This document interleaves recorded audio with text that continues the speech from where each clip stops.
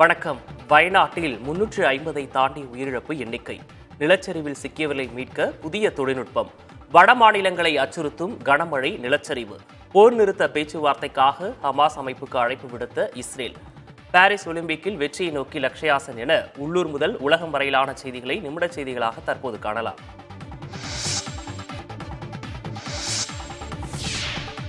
கேரளாவில் பேரிடர்களை முன்கூட்டியே கண்டறிந்து மக்களின் பாதுகாப்பை உறுதி செய்ய மாடல் பாராமீட்டர்ஸ் நிறுவ அம்மாநில அரசு திட்டமிட்டுள்ளது.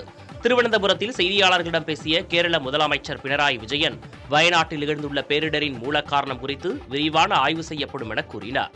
தீவிர மழையின் தாக்கத்தை முன்கூட்டியே தெரிந்து கொள்ள மாடல் பாராமீட்டர்ஸ் நிறுவுவதற்கான ஆய்வு institute for climate change studies நிறுவனம் மூலம் நடத்தப்படும் என்றும் அவர் தெரிவித்தார். இந்த ஆய்வுகள் மூலம் நிலச்சரிவு, வெள்ளப்பெருக்கு, சூறாவளி உள்ளிட்ட இயற்கை பேரிடர்களை எதிர்கொள்ள விரிவான வழிகாட்டு நெறிமுறைகள் உருவாக்க திட்டமிடப்பட்டுள்ளதாக கூறினார். தொடர்ந்து பேசிய அவர், நிலச்சரிவால் பாதிக்கப்பட்டோருக்கு வீடுகள் கட்டித்தருவதாக உறுதியளித்த மக்களவை எதிர்க்கட்சித் தலைவர் ராகுல் காந்தி, கர்நாடகா முதலமைச்சர் சித்தராமையா ஆகியோருக்கு நன்றி தெரிவித்தார். வயநாட்டில் பல்வேறு சவால்களுக்கு இடையே மீட்புப் பணிகள் மேற்கொண்டு வரும் ராணுவ வீரர்களுக்கு பாம்புகளால் புதிய சிக்கல் எழுந்துள்ளது. தெற்காசியாவிலேயே பல்லுயிர் பெருக்கம் அதிகம் கொண்ட பகுதியாக மேற்கு தொடர்ச்சி மலைத்தொடர் விளங்குகிறது. குறிப்பாக பெரும்பான்மையான பாம்புகளின் வாழ்விடமாக வயநாடு திகழ்கிறது. உலகின் அதிக விஷமுள்ள பாம்பான ராஜநாகம் உட்பட 59 வகையான பாம்புகள் வயநாடு மலைப்பகுதியில் வாழ்கின்றன. நிலச்சரிவில் சிக்கிய உடல்களை தேடி வெள்ளர்மலை பகுதியில் மீட்புப் பணியில் ஈடுபட்டுள்ள ராணுவ வீரர்களுக்கு இந்த பாம்புகள் பெரிய பிரச்சனையாக உருவெடுத்துள்ளன. வானிலை, நில அமைப்பு போன்ற சிக்கல்களுக்கு மத்தியில் பாம்புகளையும் சமாளிக்க வேண்டிய நிலைக்கு மீட்புக் குழுவினர் தள்ளப்பட்டுள்ளனர். கேரள மாநிலம் வயநாட்டில் ஏற்பட்ட நிலச்சரிவில் சிக்கி உருக்குலைந்த டேங்கர் லாரி மீட்கப்பட்டது. மலப்புரம் மாவட்டத்தில் உள்ள ஆற்றில் வயநாட்டிலிருந்து அடித்து வரப்பட்ட உடல்களை தேடும் பணியில் மீட்புக் குழுவினர் ஈடுபட்டு வருகின்றனர். அப்போது ஆற்று பகுதியில் நிலச்சரிவில் அடித்து வரப்பட்ட டேங்கர் லாரியை மீட்புக் குழுவினர் மீட்டனர்.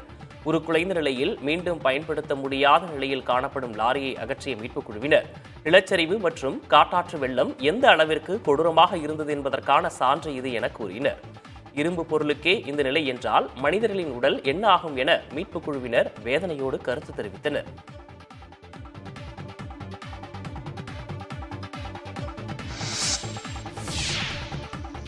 மேகவெடிப்பால் வெள்ளம் மற்றும் நிலச்சரிவில் பாதிக்கப்பட்டுள்ள கேதார்நாத்தில் 10,000க்கும் அதிகமானோர் பாதுகாப்பாக மீட்கப்பட்டுள்ளனர். கடந்த புதனன்று உத்தராகண்ட் மாநிலம் கேதார்நாத்தில் மேகவெடிப்பு ஏற்பட்டது. இதில் கேதார்நாத் கோயிலுக்கு செல்லும் பாதையில் யாத்திரையில் இருந்த பக்தர்கள் பலர் சிக்கிக் கொண்டனர். அவர்களை மீட்கும் பணியில் தேசிய பேரிடர் மீட்புக் குழு, மாநில பேரிடர் மீட்புக் குழு உள்ளிட்டோர் ஈடுபட்டனர். மலைப்பகுதியில் சிக்கியவர்களில் 10,500க்கும் அதிகமானோர் பத்திரமாக மீட்கப்பட்டனர். இந்நிலையில் கேதார்நாத், பிம்பாலி, குரிகுண்ட் ஆகிய பகுதிகளிலும் மேலும் 1,300 பேர் சிக்கியுள்ளனர். அவர்களை மீட்கும் பணிகள் தொடர்ந்து நடைபெற்று வருகின்றன. இதனிடையே கேதார்நாத் யாத்திரை தற்காலிகமாக நிறுத்தப்பட்டுள்ளதாக தெரிவிக்கப்பட்டுள்ளது. துப்பாக்கிச் சுடுதல் 25 மீட்டர் பிஸ்டல் இறுதிப் போட்டியில் தொடக்க முதலே ஆதிக்கம் செலுத்திய மனுபாக்கர் 2வது இடத்தில் இருந்தார். இறுதி சமயத்தில் 2 முறை 10.3 புள்ளிகளுக்கு குறைவாக பெற்றதால் பதக்கம் வெல்லும் வாய்ப்பை இழந்து 4ஆம் இடம் பிடித்தார். ஏற்கனவே 2 வெண்கல பதக்கங்களை வென்றிருந்த மனுபாக்கர் 3வது பதக்கத்தை வெல்லும் வாய்ப்பை தவறவிட்டார். இந்த ஒலிம்பிக்ஸ் தொடரில் தற்போது வரை இந்தியா சார்பில் 3 பேர் பதக்கம் வெல்லும் வாய்ப்பை நூல் இழையில் இழந்து 4ஆம் இடம் பிடித்துள்ளனர்.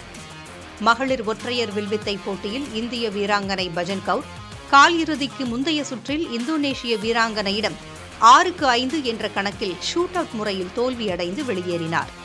மற்றொரு இந்திய வீராங்கனை தீபிகா குமாரி கால் இறுதிப் போட்டியில் கொரியாவின் சுஹயான் நாமிடம் 6-4 என்ற கணக்கில் தோல்வியடைந்து வெளியேறினார். துப்பாக்கிச் சுடுதல் ஸ்கீட் பிரிவு போட்டியில் முதல் சுற்றில் இந்திய வீரர் அனன்ஜீத் சிங் 24வது இடம் பிடித்து வெளியேறினார். நண்பகல் 12:30 மணிக்கு நடைபெறும் ஆடவர் 25 மீட்டர் பிஸ்டல் துப்பாக்கிச் சுடுதல் போட்டியில் இந்தியாவின் வியாவேர் சித்து மற்றும் அனிஷ் விளையாட உள்ளனர். பகல் 1:30 மணிக்கு இந்திய ஆடவர் ஹாக்கி அணி காலிறுதிப் போட்டியில் கிரேட் பிரிட்டன் அணிக்கு எதிராக விளையாட உள்ளது.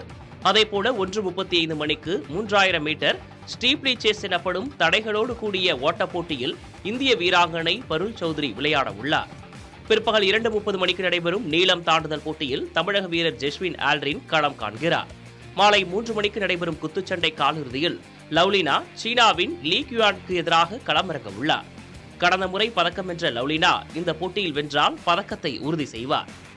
மாலை 3:30 மணிக்கு நடைபெறும் பேட்மிண்டன் ஒற்றையர் அரையிறுதிப் போட்டியில் இந்திய வீரர் லக்ஷயா சென் 2ஆம் நிலை வீரரான விக்டருடன் மோதுகிறார்.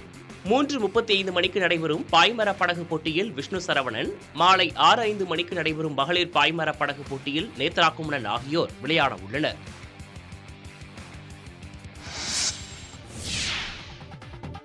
கோட் படத்தில் இருந்து ஸ்பார்க் என்ற பாடலை படக்குழு வெளியிட்டது. வெங்கட் பிரபுவின் தந்தை கங்கை அமரன் எழுதியுள்ள இந்த பாடலை யுவன் சங்கர் ராஜா மற்றும் வர்ஷா பாலு ஆகியோர் பாடியுள்ளனர். லியோ படத்தை தொடர்ந்து வெங்கட் பிரபு இயக்கத்தில் விஜய் நடித்துள்ளார். இதற்கு the greatest of all time என பெயர் வைக்கப்பட்டுள்ளது. ஏஜிஎஸ் நிறுவனம் தயாரிக்கும் இந்த படத்தில் ஸ்னேகா, மீனாட்சி சௌத்ரி, லைலா, பிரசாந்த் உள்பட ஏராளமானோர் நடித்துள்ளனர். புதிய கீதைக்கு பிறகு இசையமைப்பாளர் யுவன் சங்கர் ராஜா விஜயுடன் இணைந்துள்ளார். இந்த படம் செப்டம்பர் 5ஆம் தேதி உலகளவில் வெளியாகிறது.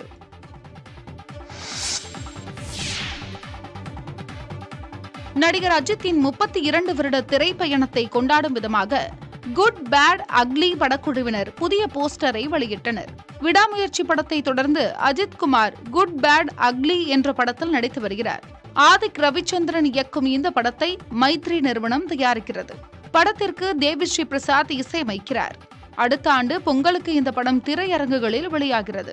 இதற்கு முன்பு விடாமுயற்சி படக்குழுவினர் அஜித்தின் 32 வருட திரைப்பயணத்தை கொண்டாடும் விதமாக போஸ்டர் வெளியிட்டது குறிப்பிடத்தக்கது. சென்னையில் விதிமுறைகளுக்கு புறம்பாக செயல்பட்டு வந்த 5 தனியார் நட்சத்திர ஹோட்டல்களின் மதுபான கூடங்களை மூட உத்தரவிடப்பட்டுள்ளது. சென்னை மாநகரில் உள்ள ரட்டா சோமர்செட், தாஜ் கிளப் ஹவுஸ், விவிஏ hotels, Hyatt regency, the park ஆகிய 5 தனியார் நட்சத்திர ஹோட்டல்களில் FL3 மதுபான கூடங்கள் அரசு உரிமம் பெற்று இயங்கி வந்தன. அவற்றுக்குள் சட்ட விதிகளுக்கு மாறாக வெளிநபர்களை மது அருந்த அனுமதித்தல், மதுபானங்களை விநியோகம் செய்தல் உள்ளிட்ட குற்றங்களில் ஈடுபட்ட விவரங்கள் தெரியவந்துள்ளன. இதையடுத்து 5 நட்சத்திர ஹோட்டல்களிலும் செயல்பட்டு வந்த மதுபான கூடங்களை நடத்துவதற்கு வழங்கப்பட்டிருந்த FL3 உரிமங்களை தற்காலிகமாக ரத்து செய்தும் அந்த மதுபான கூடங்களை உடனடியாக மூடவும் மதுவிலக்கு மற்றும் ஆயத்தீர்வைத்துறை ஆணையர் உத்தரவிட்டுள்ளார். அத்திக்கடவு அவிநாசி திட்டத்தை உடனடியாக அமல்படுத்த கோரி ஆகஸ்ட் 20ஆம் தேதி முதல் பாஜக சார்பில் தொடர் உண்ணாவிரத போராட்டம் நடைபெறும் என அக்கட்சியின் மாநில தலைவர் அண்ணாமலை அறிவித்துள்ளார். ஈரோடு மாவட்டம் சோழிப்பாளையத்தில் உள்ள அத்திக்கடவு அவிநாசி திட்ட நீரேற்று நிலையத்தை பாஜக தலைவர் அண்ணாமலை பார்வையிட்டார். பின்னர் செய்தியாளர்களை சந்தித்த அவர் இலங்கை கடற்படையின் ரோந்து கப்பல் மோதிய விவகாரத்தில் மீனவர்களுடன் வெளியுறவுத்துறை அமைச்சர் ஜெய்சங்கரை விரைவில் தாம் சந்திக்க உள்ளதாக தெரிவித்தார். முன்பிருந்த ஆட்சி 2021 ஆட்சி அதிகாரத்தை அடுத்த ஆட்சியிட்ட கொடுத்த பொழுது 83% பணிகள் சராசரியாக நிறைவடைந்திருப்பதாக ஒரு குரூப் சொல்றாங்க.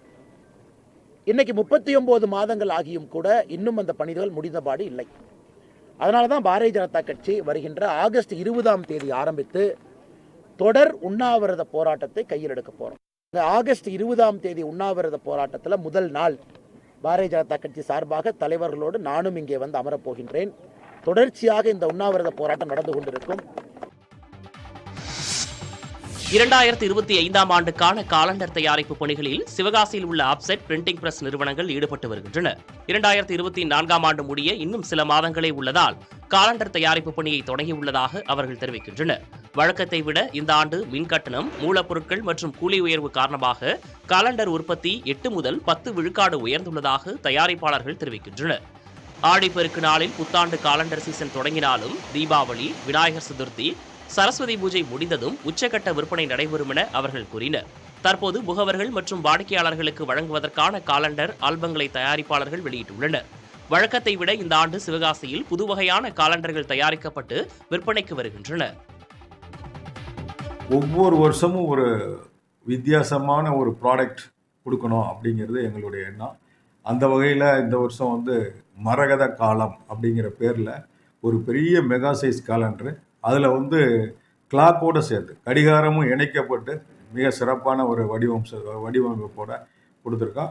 அதில் அந்த பார்ட்டியோட விளம்பரமும் பார்த்திங்கன்னா அந்த கோல்டு மெட்டலில் இருக்கும். ஒரு வித்தியாசமான ஒரு ப்ராடக்ட்டு, நல்ல ஒரு வரவேற்பை தரும் அப்படின்னு நம்புகிறோம்.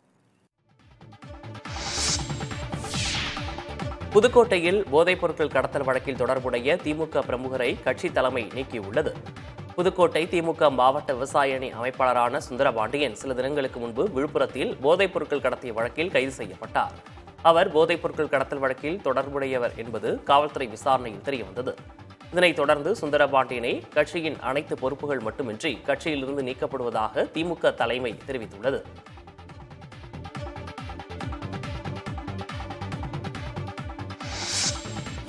கரூர் அருகே லாரியிலிருந்து 42 லட்சம் ரூபாய் பணத்தை ஆயுதங்களுடன் வந்து கொள்ளையடித்துச் சென்ற கும்பலை காவல்துறை தேடி வருகிறது. மேட்டுப்பாளையத்திலிருந்து கும்பகோணம் சந்தைக்கு லாரியில் காய்கறிகளை ஏற்றி வந்தவர்கள் அவற்றை இறக்கிவிட்டு அதற்கான பணத்தை பெற்றுள்ளனர். திரும்பிச் செல்லும் வழியில் அவர்கள் திருச்சி கரூர் தேசிய நெடுஞ்சாலையில் காவல்காரபாளையம் பகுதியில் லாரியை நிறுத்திவிட்டு டீ அருந்த சென்றுள்ளனர். அப்போது அவ்வழியாக காரில் ஆயுதங்களுடன் வந்த 5 பேர் லாரியின் முன்பகுதியில் வைக்கப்பட்டிருந்த 42 லட்சம் ரூபாயை கொள்ளையடித்துச் சென்றதாக கூறப்படுகிறது. தகவல் அறிந்த காவல்துறையினர் தனிப்படைகள் அமைத்து இந்த சம்பவம் தொடர்பாக விசாரணை நடத்தி வருகின்றனர்.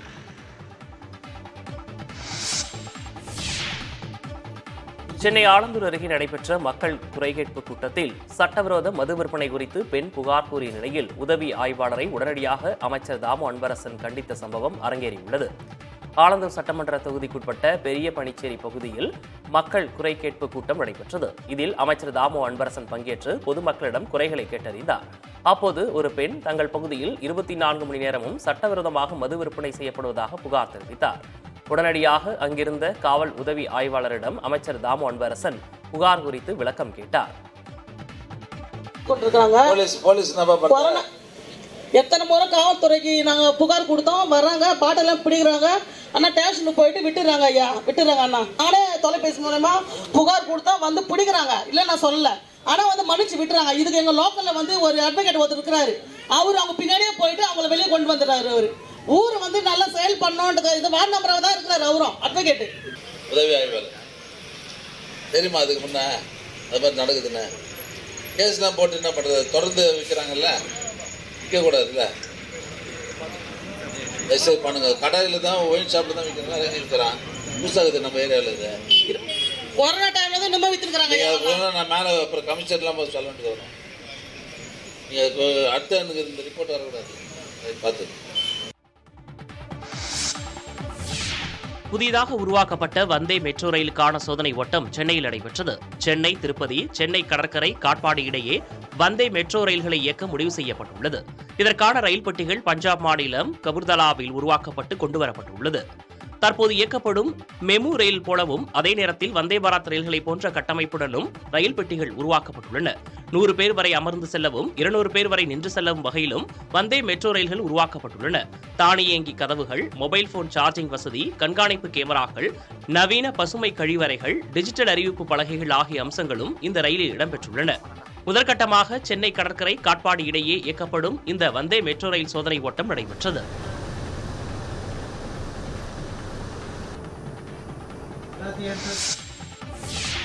படகு பழுதானதால் நடுக்கடலில் மயங்கிய நிலையில் இருந்த இலங்கை மீனவரை நாகை மீனவர்கள் மீட்டனர். அக்கரைப்பேட்டையைச் சேர்ந்த மீனவர்கள் கடலுக்கு மீன்பிடிக்கச் சென்றபோது இலங்கையைச் சேர்ந்த ஒரு ஃபைபர் படகில் மீனவர் ஒருவர் உடல்நலம் பாதிக்கப்பட்டு மயங்கிய நிலையில் இருப்பதை பார்த்தனர். இதையடுத்து அந்த மீனவருக்கு குளிர்பானம் மற்றும் குடிநீர் வழங்கி விசாரித்தனர். இதில் அவர் இலங்கை திரிகோணமலையைச் சேர்ந்த அகமது இர்ஃபான் என்பதும் அதே ஊரைச் சேர்ந்த அஸ்டன் என்பவருடன் 20 நாட்களுக்கு முன்பு திரிகோணமலையிலிருந்து மீன்பிடிக்க கடலுக்கு சென்றபோது படகு பழுது ஏற்பட்டதால் திசை மாறி நடுக்கடலுக்கு சென்றது தெரியவந்தது. உணவு, குடிநீரின்றி கடலில் தத்தளித்த நிலையில் சில நாட்களுக்கு முன் அஸ்டன் பசி கொடுமையால் கடலில் குதித்ததாக அகமது இர்ஃபான் கூறியுள்ளார். இதையடுத்து படகுடன் அகமது இர்ஃபானை மீட்டு நாகப்பட்டினம் துறைமுகத்திற்கு கொண்டு வந்து கடலோர பாதுகாப்பு குழும காவல்துறையிடம் மீனவர்கள் ஒப்படைத்தனர். இதைத் தொடர்ந்து அகமது இர்ஃபான் சிகிச்சைக்காக ஒரத்தூரில் உள்ள அரசு மருத்துவக் கல்லூரி மருத்துவமனையில் அனுமதிக்கப்பட்டுள்ளார். சோமாலியாவில் தனியார் தங்கும் விடுதிக்குள் புகுந்து பயங்கரவாதிகள் நடத்திய தாக்குதலில் 32 பேர் உயிரிழந்தனர். தலைநகர் மொகதுசுவில் உள்ள லிடோ கடற்கரையில் உள்ள பிரபல தங்கும் விடுதிக்குள் அல்-ஷபாப் அமைப்பின் பயங்கரவாதிகள் புகுந்தனர். அங்கிருந்தவர்களை நோக்கி சரமாரியாக துப்பாக்கிச்சூடு நடத்தினர். அத்துடன் பயங்கரவாதிகள் உடலில் கட்டியிருந்த வெடிகுண்டுகளை வெடிக்கச் செய்து தற்கொலைப்படை தாக்குதல் நடத்தினர். அத்துடன் பலரையும் பணைய கைதிகளாக சிறைபிடித்தனர். இந்த தாக்குதலில் 32 பேர் உயிரிழந்த நிலையில் 60க்கும் மேற்பட்டோர் படுகாயமடைந்தனர். தகவல் அறிந்து வந்த பாதுகாப்பு படையினர் அதிரடி தாக்குதல் நடத்தி பணைய கைதிகளை மீட்டனர். இந்த சம்பவத்தில் தாக்குதல் நடத்திய பயங்கரவாதிகள் கொல்லப்பட்டதாக சோமாலிய அரசு கூறியுள்ளது. ஹெல்மெட் அணியாமலும் நம்பர் பிளேட் இல்லாமலும் இருசக்கர வாகனத்தை இயக்கிய யூடியூபர் இர்ஃபானுக்கு சென்னை போக்குவரத்து காவல்துறை 1500 ரூபாய் அபராதம் விதித்துள்ளது. இர்ஃபான் வியூஸ் என்ற யூடியூப் சேனலில் உணவு தொடர்பான ரிவ்யூஸ்களை அளித்து பிரபலமடைந்தவர் இர்ஃபான். இவர் தொடர்ச்சியாக பல்வேறு சர்ச்சைகளில் சிக்கி வருகிறார். தற்போது இர்ஃபான் இருசக்கர வாகனத்தில் ஹெல்மெட் அணியாமலும் நம்பர் பிளேட் இல்லாமலும் இருசக்கர வாகனத்தை ஓட்டும் வீடியோ சமூக வலைதளங்களில் வைரலாகி சர்ச்சையை ஏற்படுத்தியது. இதையடுத்து யூடியூபர் இர்ஃபான் ஹெல்மெட் அணியாமல் சென்றதற்காக 1000 ரூபாயும், சேதமடைந்த நம்பர் பிளேட் பயன்படுத்தி சென்றதற்காக 500 ரூபாயும் என மொத்தம் 1500 ரூபாய் அபராதம் சென்னை போக்குவரத்து காவல்துறை விதித்துள்ளது. அபராதம் விதித்த புகைப்படத்தை சென்னை போக்குவரத்து காவல்துறை தனது சமூக வலைதள பக்கத்தில் பதிவிட்டுள்ளது. இமாச்சல் பிரதேசத்தில் மேக வெடிப்பால் ஏற்பட்ட நிலச்சரிவு, வெள்ளப்பெருக்கால் பாதிக்கப்பட்ட இடங்களில் மீட்புப் பணிகள் தீவிரமாக நடைபெற்று வருகிறது. சிம்லா உள்ளிட்ட பல மாவட்டங்களில் கடந்த 31ஆம் தேதி நள்ளிரவு அதிகனமழை பெய்தது. கனமழை வெள்ளத்தை தொடர்ந்து மலைப்பாங்கான பகுதிகளில் பயங்கர நிலச்சரிவு ஏற்பட்டன. மழை தொடர்பான விபத்துகளில் சிக்கி 9 பேர் உயிரிழந்த நிலையில் சுமார் 50 பேர் மாயமாகினர். அவர்களை தேடும் பணி தொடர்ந்து நடைபெற்று வரும் நிலையில் தேசிய பேரிடர் மீட்புப் படை, இந்தோ திபெத் எல்லை பாதுகாப்பு படை உள்ளிட்ட பல்வேறு படைகள் மீட்பு மற்றும் நிவாரணப் பணிகளில் ஈடுபட்டுள்ளன. இமாச்சலில் 7ஆம் தேதி வரை கனமழை முதல் மிக கனமழை பெய்ய வாய்ப்புள்ளதாக வானிலை மையம் எச்சரித்துள்ள நிலையில் முன்னெச்சரிக்கை நடவடிக்கைகள் மேற்கொள்ளப்பட்டு வருகின்றன. நிலச்சரிவு அபாயம் உள்ள 82 வழித்தடங்களில் போக்குவரத்து நிறுத்தப்பட்டு கண்காணிக்கப்படுகின்றன.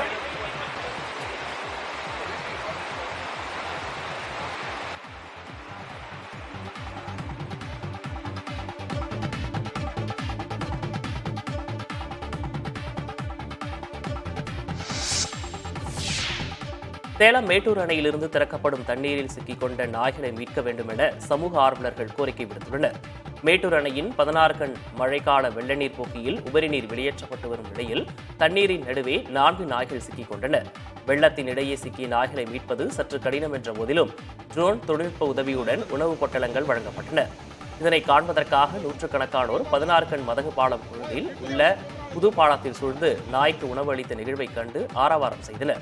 ராட்சச ட்ரோன் மூலம் நாய்களுக்கு உணவு வழங்குவதை விட மீண்டும் பெருவெள்ளம் வருவதற்குள் தண்ணீரில் சிக்கிக்கொண்ட நாய்களை மீட்பது குறித்து மாவட்ட நிர்வாகம் உரிய நடவடிக்கை எடுக்க வேண்டும் என்பது விலங்கு ஆர்வலர்களின் வேண்டுகோளாக உள்ளது.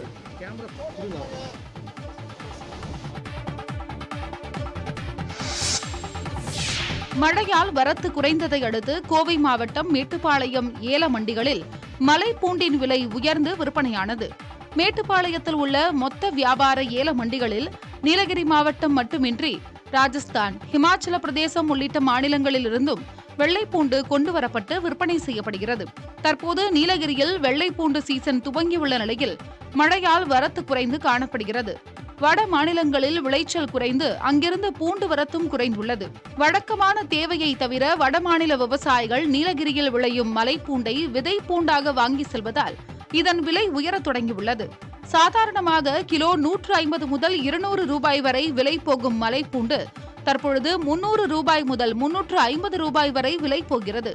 இதனால் நீலகிரி மாவட்ட விவசாயிகள் மகிழ்ச்சி அடைந்துள்ளனர்.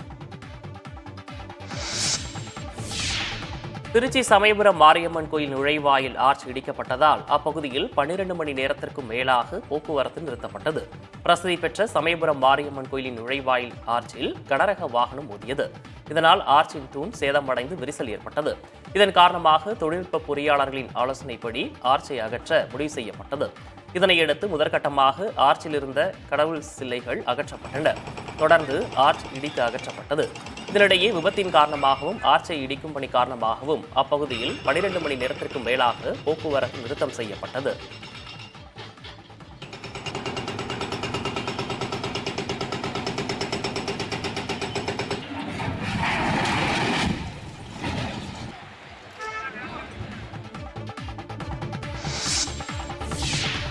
தூத்துக்குடி மாவட்டம் புன்னக்காயல் பஞ்சாயத்து தலைவர் ஊரை விட்டு ஒதுக்கி வைக்கப்படுவதாக எழுந்த குற்றச்சாட்டில் 10 பேர் மீது வழக்கு பதிவு செய்யப்பட்டுள்ளது.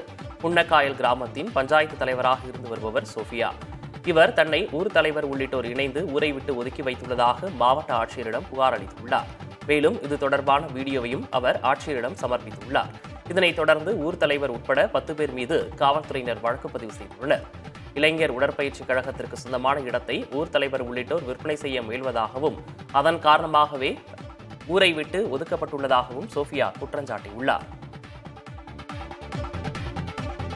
ஆனால் சோஃபியாவை ஊரை விட்டு தாங்கள் ஒதுக்கி வைக்கவில்லை என கூறும் ஊர் தலைவர் குழந்தை மச்சாவது சோஃபியாவை கிராமத்திற்கு சொந்தமான நிலத்தை கிராம மக்களுக்கு தெரியாமல் விற்க முயன்று வருவதாக குற்றம் சாட்டியுள்ளார். மேலும் ஊரில் உள்ள பள்ளியை சீரமைக்கவே தாங்கள் புறம்போக்கு நிலத்தை விற்க முடிவு செய்ததாகவும் அவர் தெரிவித்துள்ளார்.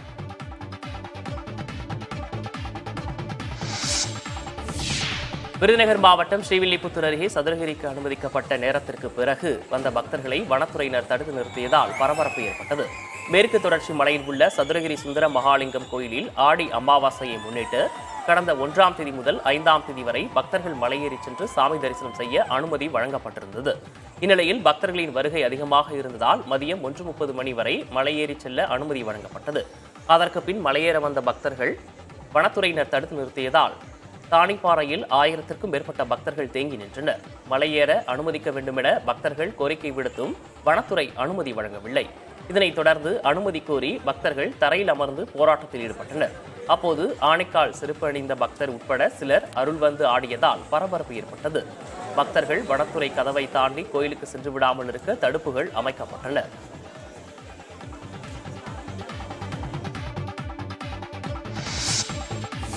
நீலகிரி மாவட்டம் கோத்தகிரியில் உள்ள ஈலாடா தடுப்பணையில் உடைப்பு ஏற்படுத்தியவர்கள் குறித்து விசாரணை செய்ய மாவட்ட ஆட்சியர் லட்சுமி பவ்யா உத்தரவிட்டுள்ளார்.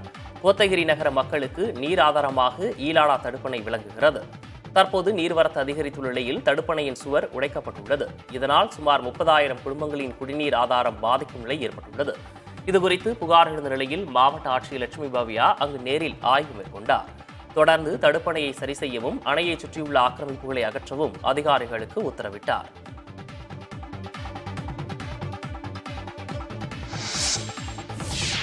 திருப்பூர் வேலம்பாளையம் மாநகராட்சி நடுநிலைப்பள்ளி குளிர்சாதன வசதி ஸ்மார்ட் போர்ட் மூலம் கல்வி வண்ணமயமான வகுப்பறைகள் என சர்வதேச தரத்திற்கு மேம்படுத்தப்பட்டு மாணவர்கள் மற்றும் பெற்றோரின் வரவேற்பை பெற்றுள்ளது.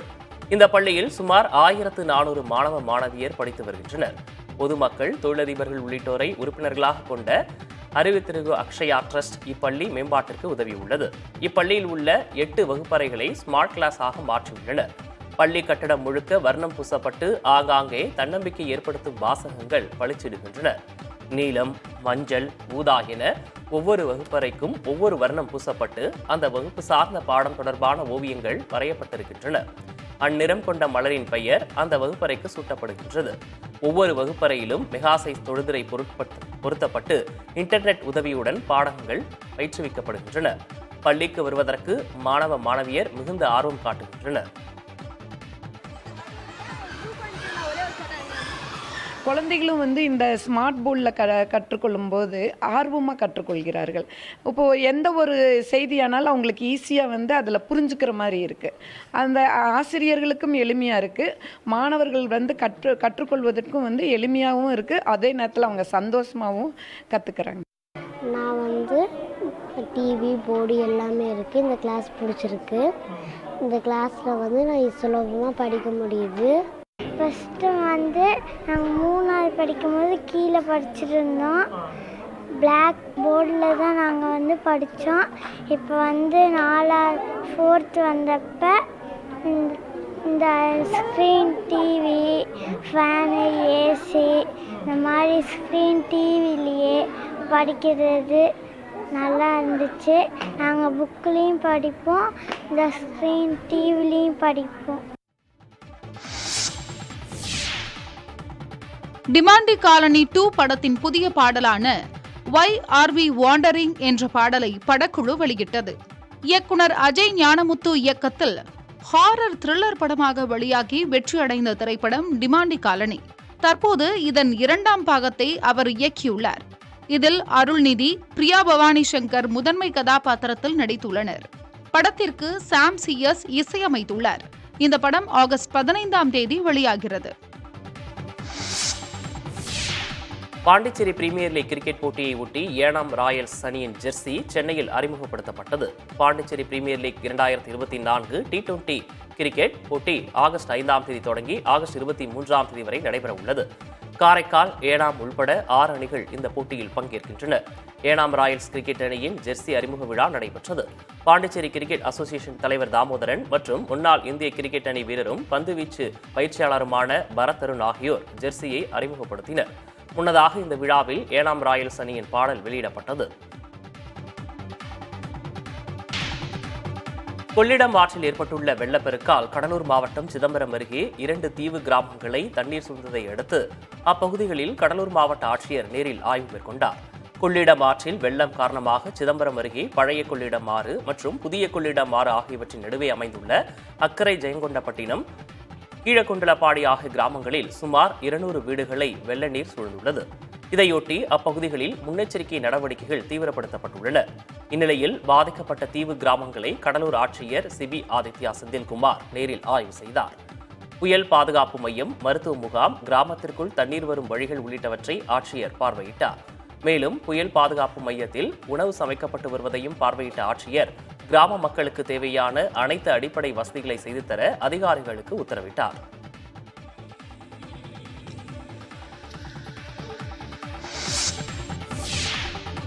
திருச்சி ஸ்ரீரங்கம் அம்மா மண்டபம் படித்துறையில் காவிரி தாய்க்கு ரெங்கநாதர் ஆடிசீர் வழங்கும் வைபவம் நடைபெற்றது. காவிரி தாய்க்கு காட்சியளிக்கவும் சீர்வரிசை கொடுப்பதற்காகவும் ஆண்டுதோறும் ஆடிப்பெருக்கு அன்று ஸ்ரீரங்கம் கோயில் உற்சவர் நம்பெருமாள் அம்மா மண்டபம் படித்துறையில் எழுந்தருள்வார். இதற்கு 1 மாதம் முன்பாக மூலவருக்கு சேஷ்டாபிஷேகம் நடந்து தைல காப்பில் இருப்பதால் 1 மாதம் உற்சவர் வெளியில் வருவதில்லை என்ற மரபும் ஸ்ரீரங்கம் கோயிலில் உள்ளது. இந்நிலையில் ஆடிப்பெருக்கையொட்டி தங்க பல்லக்கில் மூலஸ்தானத்திலிருந்து புறப்பட்ட நம்பெருமாள் அம்மா மண்டபத்தின் ஆஸ்தான மண்டபத்தில் எழுந்தருளினார். தொடர்ந்து பட்டுச்சேலை, மாலை, சந்தனம், தாம்பூலம் உள்ளிட்ட மங்கள பொருட்கள் யானை மீது கொண்டு வரப்பட்டு காவிரி தாய்க்கு சீதனமாக வழங்கப்பட்டன. பின்னர் அங்கிருந்து புறப்பட்ட நம்பெருமாள் மூலஸ்தானம் சென்றடைந்தார்.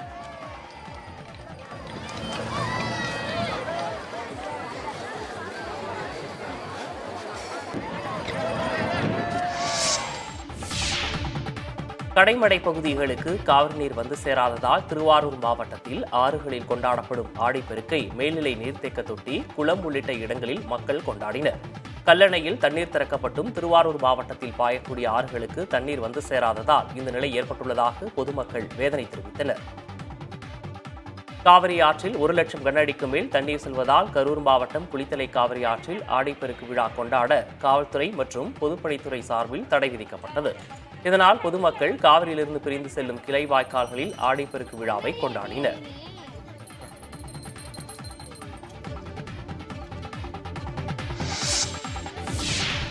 சேலம் மாவட்டம் ஆத்தூரில் புதுப்பேட்டை வேளாண் உற்பத்தியாளர்கள் கூட்டுறவு சங்கத்தில் சுமார் 3 கோடி ரூபாய் அளவில் மஞ்சள் வர்த்தகம் நடைபெற்றது. பல்வேறு பகுதிகளைச் சேர்ந்த 543 விவசாயிகள் கொண்டு வந்த 3348 மஞ்சள் மூட்டைகள் 2 கோடியே 96 லட்சம் ரூபாய்க்கு விற்பனை செய்யப்பட்டது. விராலி மஞ்சள் 1 குவிண்டால் குறைந்தபட்சமாக 15,169 ரூபாய்க்கும் அதிகபட்சமாக 18,012 ரூபாய்க்கும் விற்பனையானது. இதேபோல் ஒவ்வொரு வகையான மஞ்சளும் தரத்திற்கேற்ப விற்பனையாகின. மின் எடை இயந்திரம் பயன்படுத்த வேண்டும் என விவசாயிகள் கோரிக்கை விடுத்த நிலையில் அதற்கு கூடுதல் ஊழியர்கள் தேவைப்படுவர் என கூட்டுறவு சங்க அதிகாரிகள் தெரிவித்தனர். சாமானிய மக்களுக்கும் நீதி கிடைப்பதை உறுதிப்படுத்தவே உச்சநீதிமன்றம் இயங்கி வருவதாக தலைமை நீதிபதி சந்திரசூட் தெரிவித்துள்ளார். உச்சநீதிமன்றத்தில் லோக் அதாலத் சிறப்பு நீதிமன்றம் தொடங்கப்பட்டுள்ள நிலையில் அது தொடர்பான நிகழ்வில் சந்திரசூட் கலந்து கொண்டு உரையாற்றினார். அப்போது பேசிய அவர், உச்சநீதிமன்றம் பெரிய புள்ளிகளின் வழக்குகளை மட்டுமே விசாரித்து வருவதாக பலரும் நினைப்பதாகவும் அனைத்து வகையிலான வழக்குகளையும் விசாரித்து வருவதை அறிந்திருக்கவில்லை என்றும் குறிப்பிட்டார்.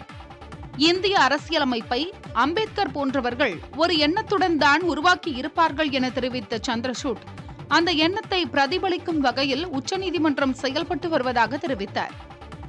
ஏழை எளிய மக்களுக்கும் நீதி கிடைக்க வேண்டும் என்ற நோக்கத்துடனேயே உச்சநீதிமன்றம் இயங்கி வருவதாக தலைமை நீதிபதி சந்திரசூட் தெரிவித்துள்ளார். திண்டுக்கல்லில் திராட்சை பழத்திற்கு மாற்றாக டிராகன் பழங்களை பயிரிடுவது அதிகரித்து வருகிறது. ஆத்தூர், வத்தலகுண்டு, நிலக்கோட்டை, ரெட்டியார் சத்திரம், ஒட்டன் சத்திரம், நத்தன் ஆகிய மலையடிவார பகுதிகளில் அதிகப்படியான திராட்சை பழ விவசாயம் நடைபெற்று வருகிறது. ஆனால் நோய் தொற்று, பூக்கள் உதிர்வு மற்றும் பூச்சித்தொல்லை போன்றவற்றால் விவசாயிகள் அதிகம் இழப்பை சந்திக்கின்றனர். இதனால் ஒரு சில விவசாயிகள் திராட்சைக்கு மாற்றாக டிராகன் பழங்களை பயிர் செய்ய தொடங்கியுள்ளனர். ஆரம்ப கட்டத்தில் பயிரிடுவதற்கு ஒரு ஏக்கருக்கு 6 லட்சம் ரூபாய் வரை செலவாகும் என்றாலும் திராட்சையை விட நல்ல பலன்களை தருவதாக விவசாயிகள் கூறுகின்றனர். ஒரு ஏக்கருக்கு பார்த்தீங்கன்னா திராட்சைக்கு வந்து எப்படியும் வந்து ஒரு 10 to 15 மெம்பர்ஸ் வந்து எவ்ரிடே வந்து ஒர்க் பண்ணிகிட்டு இருக்கோம். ஆனால் இந்த டிராகன் பழம் பார்த்தீங்கன்னா இதோட விவசாயம் வந்து பார்த்தீங்கன்னா ஃபஸ்ட்டு இனிஷியல் அமௌண்ட் வந்து அதிகம் 6 lakh வரும். 1 ஏக்கருக்கு வந்து 6 lakh வரும். அதுக்கப்புறம் பார்த்தீங்கன்னா மெயின்டெனன்ஸ் செலவு பார்த்தீங்கன்னா ஆள் கூலி வந்து அதிகம் தேவையில்ல. வீட்டில் இருக்க மெம்பர்ஸே வந்து நம்ம வந்து மெயின்டைன் பண்ணலாம். ஆனால் நாங்கள் இப்போ டிராகன் பழம் வந்து உற்பத்தி பண்ணுறதுலேருந்து தோட்டக்கலைத்துறையிலேருந்து வந்து பார்த்தாங்க. எங்களுக்கு ஏக்கருக்கு வந்து 36,000 வந்து எங்களுக்கு மானியம் தந்திருக்காங்க. இதனால் வந்து பார்த்தீங்கன்னா எங்களுக்கு ரொம்ப பயனுள்ளதாக இருக்குது. வெளிநாட்டில் வேலை வாங்கி தருவதாக கூறி நாடு முழுவதும் 3,500 பேரை ஏமாற்றிய உத்தரப்பிரதேசத்தைச் சேர்ந்த 4 புதுச்சேரி காவல்துறையினர் கைது செய்துள்ளனர். புதுச்சேரி லாஸ்பேட்டை பகுதியைச் சேர்ந்த ரமேஷ் வெளிநாட்டில் வேலை தேடி வந்துள்ளார். இந்த சூழலில் ஃபேஸ்புக் விளம்பரத்தை பார்த்த அவர் அதிலிருந்து தொலைபேசி எண்ணை தொடர்பு கொண்டுள்ளார். அவரிடம் எதிர்முனையில் பேசிய நபர் கனடாவில் வேலை வாங்கி தருவதாக கூறி வங்கிக் கணக்கு மூலம் 17,71,000 ரூபாயை பெற்று மோசடி செய்துள்ளார். இதனையடுத்து ரமேஷ் அளித்த புகாரை விசாரித்த காவல்துறையினர் அவரிடம் மோசடியில் ஈடுபட்ட உத்தரப்பிரதேசத்தைச் சேர்ந்த 4 பட்டதாரி இளைஞர்களை பெங்களூரில் வைத்து கைது செய்தனர். அவர்களிடமிருந்து 41 லட்சம் ரூபாய் ரொக்கம், 64 ATM கார்டுகள், 21 செல்போன்கள், 1 சொகுசு கார் உள்ளிட்டவற்றை பறிமுதல் செய்தனர். தொடர்ந்து நடத்தப்பட்ட விசாரணையில் அவர்கள் நாடு முழுவதும் 3,500 பேரிடம் மோசடியில் ஈடுபட்டிருப்பதும் அவர்களை தமிழ்நாடு உள்ளிட்ட 9 மாநில காவல்துறையினர் தேடி வருவதும் தெரியவந்துள்ளது. நடப்பு நிதியாண்டின் முதல் காலாண்டில் பாரத ஸ்டேட் வங்கி 17,035 கோடி ரூபாய் நிகர லாபம் ஈட்டியுள்ளதாக நிதிநிலை அறிக்கை வெளியிட்டுள்ளது. இதுவே முந்தைய நிதியாண்டின் இதே காலாண்டில் பாரத ஸ்டேட் வங்கி 16,884 கோடி ரூபாய் நிகர லாபம் பதிவு செய்திருந்தது. ஏப்ரல் முதல் ஜூன் வரையிலான காலாண்டில் பாரத ஸ்டேட் வங்கியின் நிகர வருவாய் 1,22,688 கோடி ரூபாயாக அதிகரித்து காணப்பட்டது. இந்த காலத்தில் வட்டி மூலம் கிடைத்த வருவாய் 1,11,526 கோடி ரூபாயாக உயர்ந்துள்ளதாகவும் பாரத ஸ்டேட் வங்கி கூறியுள்ளது. முதல் காலாண்டில் வாராக்கடன் 2.21% குறைந்திருப்பதாகவும் பாரத ஸ்டேட் வங்கி தெரிவித்துள்ளது. பாலினம் சார்ந்த விமர்சனங்களை தவிடுபொடியாக்கி அல்ஜீரிய வீராங்கனை இமானி கெலிஃப் முதன்முறையாக ஒலிம்பிக் பதக்கத்தை உறுதி செய்து சாதனை படைத்துள்ளார்.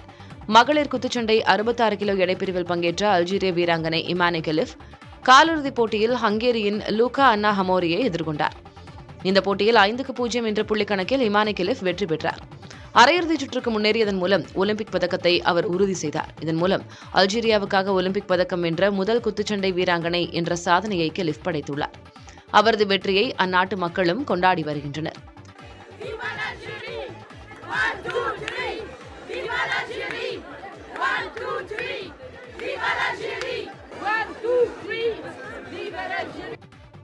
சில நாட்களுக்கு முன்பு இமானி கெலிஃப் மற்றும் தைவான் நாட்டைச் சேர்ந்த லின் யூ டிங் ஆகியோரின் பாலினம் குறித்து சர்ச்சை எழுந்தது.